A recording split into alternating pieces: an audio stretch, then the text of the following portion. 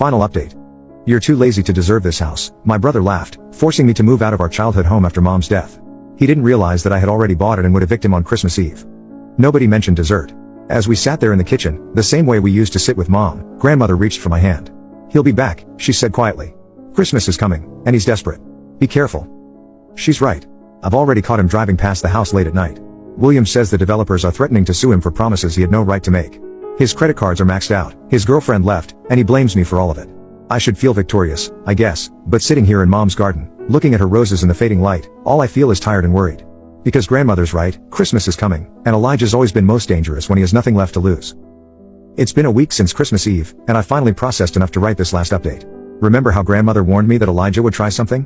Well, she was right. But none of us expected what actually happened.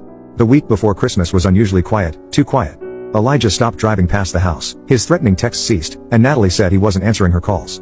I should have known he was planning something. I spent those days restoring Mom's kitchen. The contractors fixed the damage from Elijah's unauthorized renovations, and I made sure everything went back exactly as Mom had it, right down to the hand-painted tiles she loved. The only new addition was a state-of-the-art security system, William's idea. On December 23rd, I got an email from one of the developers Elijah had been working with. Apparently, he'd been showing them forged documents claiming he owned the house.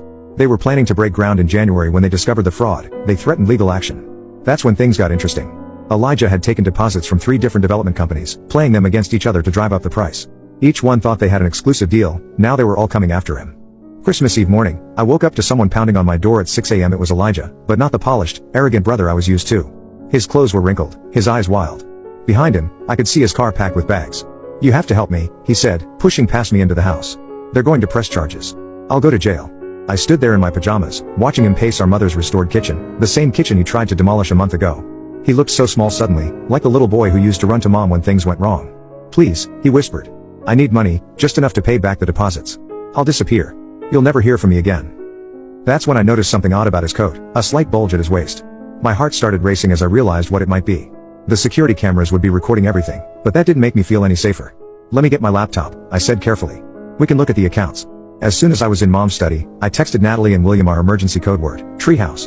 We'd set this up after Thanksgiving, just in case. Then I grabbed Mom's old photo album and went back to the kitchen. Elijah was standing at the counter, running his fingers over the tiles Mom had painted. For a moment, he looked almost remorseful. Then he turned, and I saw his hand move toward his waist. I didn't want to do this, he said, voice shaking, but you left me no choice. Before he could reach whatever he was hiding, the front and back doors burst open. Natalie came through the back, William through the front, followed by local law enforcement.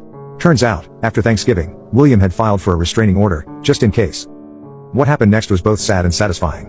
When they searched Elijah, they found not a weapon but more forged documents. He'd been planning to force me to sign the house over at gunpoint, with a water pistol. He thought he could scare me into submission with a toy. But here's the real karma. Remember how Mom set up that trust fund for him, the one he never stuck around to hear about at the will reading? It would have been more than enough to pay back those developers.